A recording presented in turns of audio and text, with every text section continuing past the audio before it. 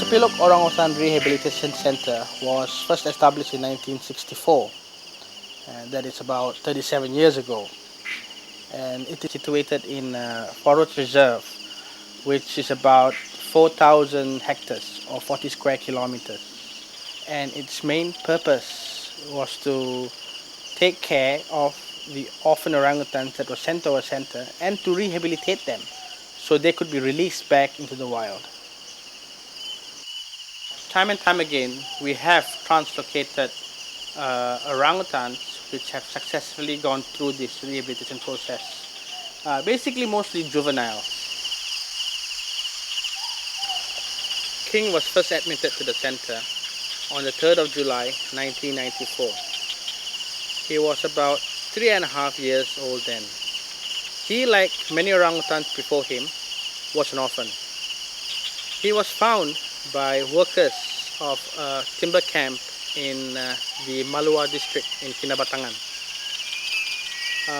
His mother was apparently not with him, and the workers then took King and surrendered King to some wildlife officers who were there. They in turn brought it to Sepilok for the care of the wildlife rangers there. His first year of his life in the center was spent in the indoor nursery. After a year, he was then brought to the outdoor nursery, and this is where he spent his time for the next 3 years, wandering around outdoor nursery and platform A.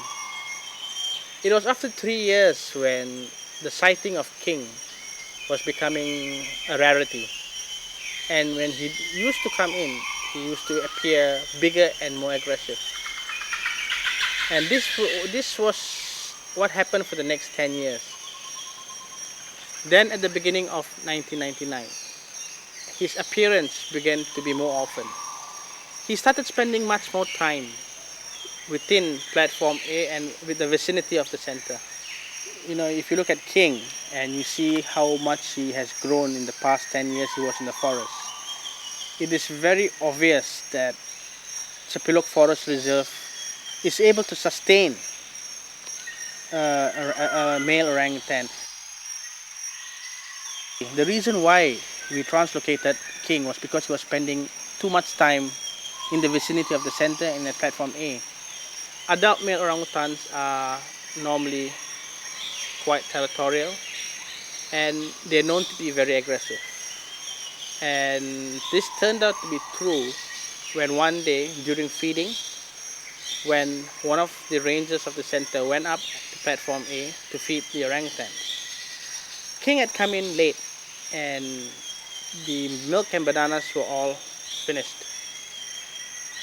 This probably made him mad, and he literally lunged to the ranger who was on top of platform A. If not for the quick reflexes of this ranger, and a very ugly incident would have unfolded right in front of the tourists. It was after this King was tranquilized and kept in a cage till today.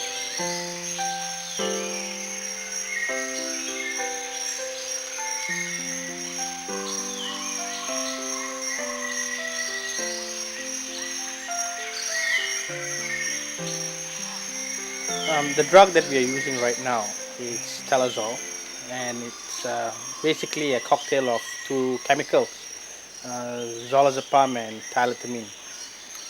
1 cc would be enough to knock out an orangutan weighing about 30 kilos. Presently, King is about 80 kilos, and I'm giving 3 cc's of this drug. It's a bit more than what you normally give, but I would like King to be down for a longer period. The reason basically is so we'll have a fail-safe trip on the helicopter. Okay, the plan is today to have one of my rangers to distract King in the front, and with that his back would be facing me. The muscle area on his shoulder would be the best target because it's basically a big enough area and you have a thicker layer of muscle. You only have one shot for this. and that is the most important shot. You wouldn't want to be darting this animal many times, because if you dart the animal many times, you just don't know how much of drug has gone in and how much has gone out. Besides that, you're trying to find a place where it is necessary, where basically he cannot reach out and pull it out. The dart has to be on him for at least 2 seconds.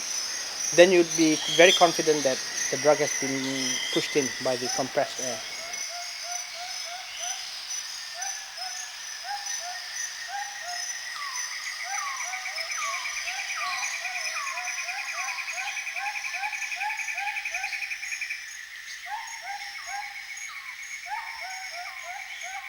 You can see now that King is a bit sluggish. He's not his active self, and you can also see him yawning. Yawning is a good sign that the drug is taking effect. Relatively, Telazol is a very safe drug, and I've used it probably 1,000 times already. But whenever we use tranquilizers or sedatives, there's always some risk involved. And since King would be flying, and I suppose it's the first time he's flying, I just want to make sure that his heart rate and his respiratory rate is a nice healthy beat. We have roughly a 1 hour window for King to be asleep. After that 1 hour, he would be waking up, and that is something I honestly would not like to have when he's on the air. So we are hoping that we can now transport him into the helicopter, and from helicopter to Tabin in that 1 hour. And I honestly think we can make it if we hurry now. In the most unlikely case that he might wake up, or if there's a delay anyway between here to Tabin, I am carrying with me the drug, so we can top up if we need to.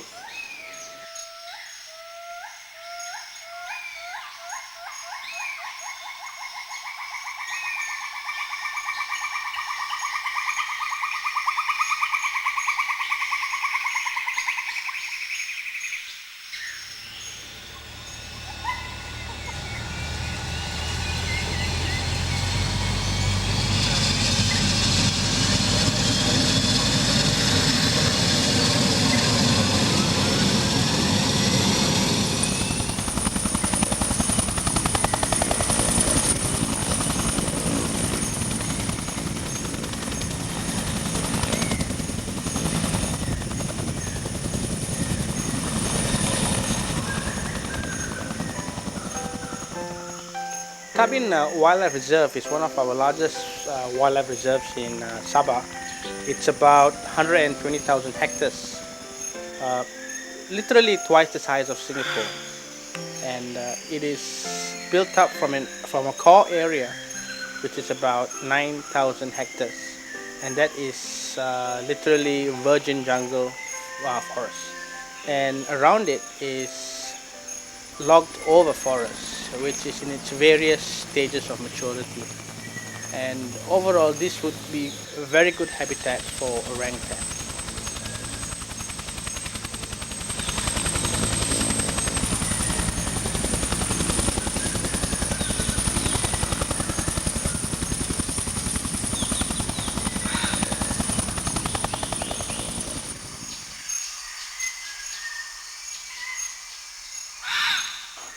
Okay, this is beautiful. It's been exactly 1 hour since we darted him. That was at 8:30. Now it's now 9:31, and he's finally out here in the Tabin Wildlife Reserve. You can see now that he's starting to move. He would probably be like this for the next 15 minutes to half an hour. He is also a bit delirious and disorientated, and this is normal. He's in a new environment, a new place, new smells, new sights. Everything is new to him. As you can see now, King is out of it. He's still delirious and a bit disorientated with his new surroundings, and it's very important now to keep him cool, because as you can see, he's tending to wander into the sun, and by pouring water on his back and on his face, this would cool him down, and hopefully we can try and coax him to come back into the forest. King, as you can see now, is back to his normal self. He's still a bit disorientated. It'll probably take him 1 or 2 days before he takes fast the way he is. And my rangers had just told me that they wrecked the whole place, and there are quite a number of fruiting trees, a lot of figs and a couple of other jungle fruits which orangutans love. And I think in the next 2 or 3 days he'll finally realize that he is in paradise, and hopefully he'll find a mate and procreate. King is now about 21 years old, and he has at least another 10 years of productive life ahead of him. And in orangutan's time, that's a very long time. The project with King was absolutely unbelievable. It was run exceedingly well. Everything was planned and thought out. We couldn't have done it without Sepilok's help and without Tabin staff's help. We had to be guided by the expertise that they were offering us. We raised the money, we came along, we tried to contribute, but without Sepilok's input, it couldn't be done.